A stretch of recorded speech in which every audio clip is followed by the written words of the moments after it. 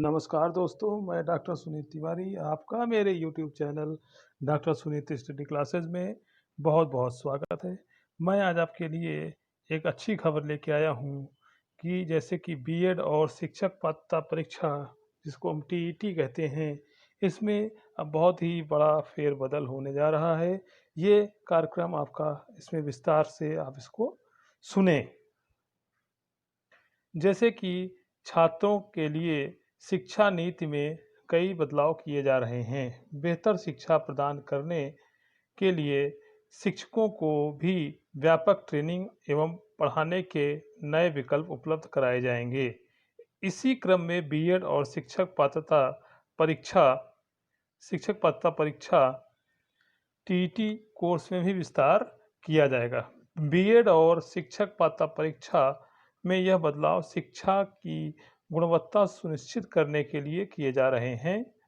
केंद्रीय शिक्षा मंत्री आपके रमेश पोखरियाल निशंक ने नए बदलाव के विषय में कहा कि शिक्षकों की महत्वपूर्ण भूमिका को सुनिश्चित करने के साथ ही अध्यापक की गुणवत्ता, भर्ती, पदस्थापन, सेवा शर्तें और शिक्षकों के अधिकारों की स्थिति का आकलन किया गया है कि शिक्षक पात्रता परीक्षा के साथ ही बीएड कार्यक्रम में विस्तार देखकर बदलाव सुनिश्चित किया गया है। केंद्रीय शिक्षा मंत्री ने कहा कि शिक्षकों की क्षमताओं को अधिकतम स्तर तक बढ़ाना नई शिक्षा नीति का महत्वपूर्ण निर्धारित लक्ष्य है।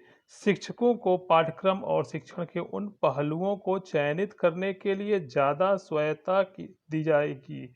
शिक्षकों की सामाजिक और भावनात्मक पक्षों को ध्यान में रखकर सर्वांगीण विकास की दृष्टि से शिक्षण कार्य करना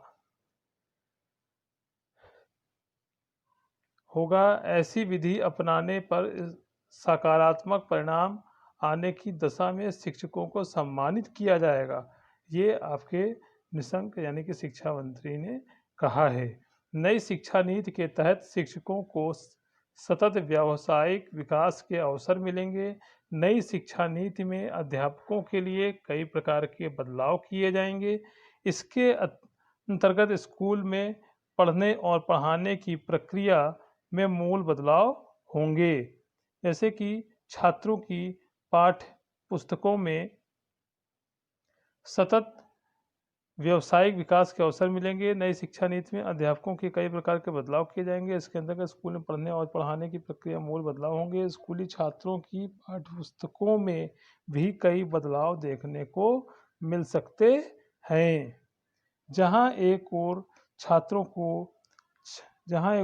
के नए पाठ्यक्रम के अंतर्गत सीखने के अधिक अवसर प्राप्त होंगे, वहीं शिक्षकों को भी पढ़ाई के नए तौर तरीके अपनाने होंगे।